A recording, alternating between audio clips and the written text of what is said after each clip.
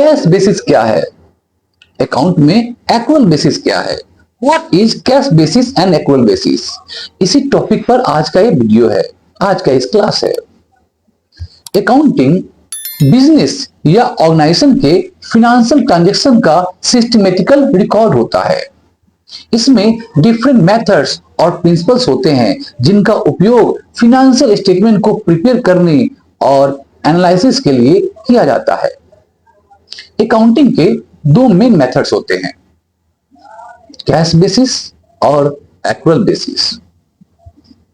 इन दोनों मेथड्स के बीच डिफरेंसेस बहुत इंपॉर्टेंट हैं क्योंकि ये किसी बिजनेस की फिनेंशियल कंडीशन को, वित्तीय स्थिति को अलग अलग तरीके से प्रेजेंट करते हैं। कैश बेसिस क्या होता है? कैश बेसिस अकाउंटिंग वह मेथड है जिसमें इनकम और एक्सपेंडिचर को केवल तभी रिकॉर्ड किया जाता है जब रियलिटी में कैश रिसीव या पेमेंट किया जाता है। इसका मतलब यह है कि जब तक अमाउंट हाथ में नहीं आती या नहीं जाती तब तक उसे फिनेंशियल रिकॉर्ड में इंक्लूड नहीं किया जाता। फॉर एग्जाम्पल, यदि आपने किसी कस्टमर को सर्विसेज प्रोवाइड की है लेकिन अभी तक पेमेंट हासिल नहीं हुआ है, अभी तक पेमेंट नहीं मिला है, तो उसे अकाउंट के बुक में रिकॉर्ड नहीं किया जाएगा। केवल तभी उसे इनकम में इंक्लूड किया जाएगा जब कैश रिसीव हो जाएगा, कैश मिल जाएगा। आपने किसी गुड्स या सर्विसेज के लिए पेमेंट किया है तो उसे एक्सपेंडिचर के रूप में तभी शामिल किया जाएगा, उसे एक्सपेंडिचर के रूप में उसी समय रिकॉर्ड किया जाएगा जब रियलिटी में पेमेंट किया जाएगा, भले ही वो एक्सपेंसेस प्रीवियस मंथ का ही क्यों ना हो। अब हम लोग बात करेंगे कैश बेसिस की क्या फीचर्स हैं। What are the features of cash basis? पहला, यह मेथड सिंपल है और इसे समझना और अप्लाई करना आसान है। दूसरा, स्मॉल बिजनेसेस के लिए सुटेबल है जहां कैश फ्लो और एक्सपेंडिचर को ट्रैक करना इंपॉर्टेंट होता है। तीसरा, यह फिनेंशियल ट्रांजैक्शन का केवल कैश फ्लो को दिखाता है जिससे बिजनेस की रियल इकोनॉमिक कंडीशन छिप सकती है।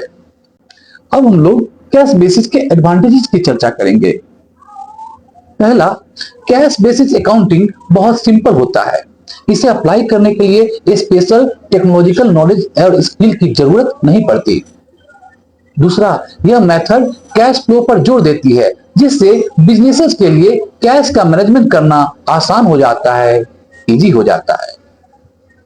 तीसरा, कई स्मॉल फर्म्स इस मेथड का उपयोग कर सकते हैं क्योंकि इससे उन्हें टैक्सेशन के समय कुछ एक्सपेंसेस या इनकम को पोस्टपोन करने का मौका मिलता है। अब हम लोग कैश बेसिस के डिसएडवांटेजेस की बात करेंगे। Cash basis true financial condition को रिप्रेजेंट नहीं करता है। कैश बेसिस अकाउंटिंग बिजनेस की रियल इकोनॉमिक कंडीशन को ठीक से शो नहीं करता है क्योंकि इसमें केवल कैश ट्रांजैक्शंस इंक्लूडेड होते हैं, अदर ट्रांजैक्शंस नहीं होते हैं, क्रेडिट ट्रांजैक्शंस नहीं होते हैं। दूसरा, कैश बेसिस लॉन्ग टर्म के डिसीजन के लिए सुटेबल नहीं होता है। लार्ज स्केल बिजनेसेस या ऑर्गेनाइजेशन के लिए यह मेथड इफेक्टिव नहीं हो सकती है क्योंकि यह डिटेल अकाउंटिंग इंफॉर्मेशन प्रोवाइड नहीं करती है। तीसरा, कैश बेसिस अकाउंटिंग रूल्स और स्टैंडर्ड के अनुसार सर्टिफाइड नहीं है। कई देशों में अकाउंटिंग स्टैंडर्ड्स जैसे कि GAAP और IFRS इस मेथड को अप्रूव नहीं करती है। पार्टिकुलरली लार्ज स्केल बिजनेसेस के लिए इसका अप्रूवल नहीं होता है। अब हम लोग बात करेंगे accrual basis of accounting. Accrual basis of accounting क्या होता है? एक्रुअल बेसिस वो मेथड है जिसमें इनकम और एक्सपेंसेस को उसी टाइम रिकॉर्ड किया जाता है जब वे जनरेट होते हैं, चाहे कैश रिसीव हो या पेमेंट किया गया हो या नहीं। इसका मतलब यह है कि जब एक बिजनेस इनकम जनरेट करता है या किसी सेवा या वस्तु के लिए खर्च करता है तो उसे उसी टाइम पर रिकॉर्ड किया जाता है, भले ही कैश का लेन देन बाद में हो। फॉर एग्जाम्पल, यदि आपने किसी कस्टमर को सर्विसेज प्रोवाइड की है और अभी तक पेमेंट नहीं मिला है तो उसे इनकम के रूप में उसी समय रिकॉर्ड किया जाएगा जब सर्विसेज प्रोवाइड की गई थी। यदि आपने कोई कमोडिटी परचेस की है, कोई वस्तु खरीदा है लेकिन उसका पेमेंट बाद में करने का डिसीजन लिया है तो उसे एक्सपेंडिचर के रूप में उसी समय रिकॉर्ड किया जाएगा जब परचेस की गई थी, न कि जब पेमेंट किया गया हो। अब हम लोग बात करेंगे एक्रुअल बेसिस अकाउंटिंग की क्या फीचर्स हैं। What are the features of accrual basis of accounting. पहला, एक्रुअल बेसिस बिजनेस की करेक्ट इकोनॉमिक कंडीशन को शो करता है, क्योंकि इसमें सभी ट्रांजैक्शन शामिल होते हैं, चाहे कैश रिसीव हो या पेमेंट किया गया हो या नहीं। दूसरा, लार्ज स्केल बिजनेसेस और ऑर्गेनाइजेशन के लिए यह मेथड मोर सुटेबल है, ज्यादा सूट करता है, क्योंकि यह अकाउंटिंग इंफॉर्मेशन का डिटेल और एक्यूरेट पिक्चर शो करती है। तीसरा, एक्रुअल बेसिस में इनकम और एक्सपेंसेस को उनके जनरेट होने के टाइम पर ही रिकॉर्ड किया जाता है। अब हम लोग बात करेंगे एक्रुअल बेसिस के एडवांटेजेस का। Accrual basis correct financial condition को शो करता है। एक्रुअल बेसिस अकाउंटिंग बिजनेस की ट्रू इकोनॉमिक कंडीशन को करेक्ट पिक्चर शो करता है। इससे बिजनेस की स्टेबिलिटी और परफॉर्मेंस का रियल असेसमेंट किया जा सकता है, सही आकलन किया जा सकता है। दूसरा, एक्रुअल बेसिस इनकम और एक्सपेंसेस का करेक्ट टैली करता है। इस मेथड में इनकम और उससे रिलेटेड एक्सपेंसेस को एक साथ रिकॉर्ड किया जाता है, जिससे फाइनेंशियल रिजल्ट्स का सही एनालिसिस किया जा सकता है, सही अध्ययन कर सकते हैं। तीसरा, एक्रुअल बेसिस बिजनेस की ग्रोथ का असेसमेंट भी करता है। यह मेथड बिजनेस की रियल ग्रोथ और इनकम की कंडीशन का असेसमेंट करने के लिए बेटर होती है। अब हम लोग एक्रुअल बेस के डिसएडवांटेज की बात करेंगे। पहला, एक्रुअल बेसिस अकाउंटिंग कॉम्प्लेक्स हो सकता है। इसे सही तरीके से अप्लाई करने के लिए डिटेल्ड टेक्नोलॉजिकल नॉलेज, स्किल और अकाउंटिंग सॉफ्टवेयर की आवश्यकता होती है। एक्रुअल बेसिस में कैश फ्लो का मैनेजमेंट कठिन हो जाता है, टफर जब हो जाता है।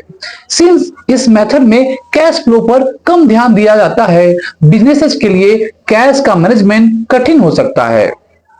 कैश की क्राइसिस के बावजूद बिजनेस प्रॉफिट में दिख सकता है। तीसरा, एक्रुअल बेसिस अकाउंटिंग का मेंटेनेंस टाइम कंज्यूमिंग और कॉस्टली हो सकता है, क्योंकि इसके लिए एक्यूरेट अकाउंटिंग रिकॉर्ड्स बनाए रखने की आवश्यकता होती है। कौन सा मेथड को सिलेक्ट करें, कैश बेसिस या एक्रुअल बेसिस? कैश बेसिस और एक्रुअल बेसिस के बीच डिसीजन लेने से पहले बिजनेस की नेचर और स्केल पर फोकस करना एसेंशियल होता है। स्मॉल स्केल बिजनेसेस या इंडिविजुअल बिजनेसमैन के लिए कैश बेसिस अकाउंटिंग सुटेबल हो सकता है। यह सिंपल है और कैश फ्लो पर कंसंट्रेट करता है, जो स्मॉल बिजनेस के लिए इंपॉर्टेंट होता है। लार्ज स्केल बिजनेस के लिए एक्रुअल बेसिस सुटेबल होता है। लार्ज स्केल बिजनेस के लिए accrual basis of accounting better होता है, क्योंकि यह बिजनेस की फाइनेंशियल कंडीशन और परफॉर्मेंस का मोर एक्यूरेट पिक्चर शो करता है। अकाउंटिंग स्टैंडर्ड्स और अकाउंटिंग रूल्स की रिक्वायरमेंट मोस्टली देशों में लार्ज स्केल बिजनेसेस के लिए एक्रुअल बेसिस ऑफ अकाउंटिंग को प्रायोरिटी दी जाती है और इसे लीगली मैंडेटरी माना जाता है। जैसे कि यूनाइटेड स्टेट्स में पब्लिकली बिजनेसेस करने वाली कंपनियों को GAAP I mean generally accepted accounting principle के अनुसार एक्रुअल बेसिस ऑफ अकाउंटिंग को फॉलो करना कंपलसरी है, मैंडेटरी है। इसी प्रकार कई अन्य देशों में भी IFRS I mean international financial reporting standard के according accrual basis of accounting को प्रायोरिटी दी जाती है।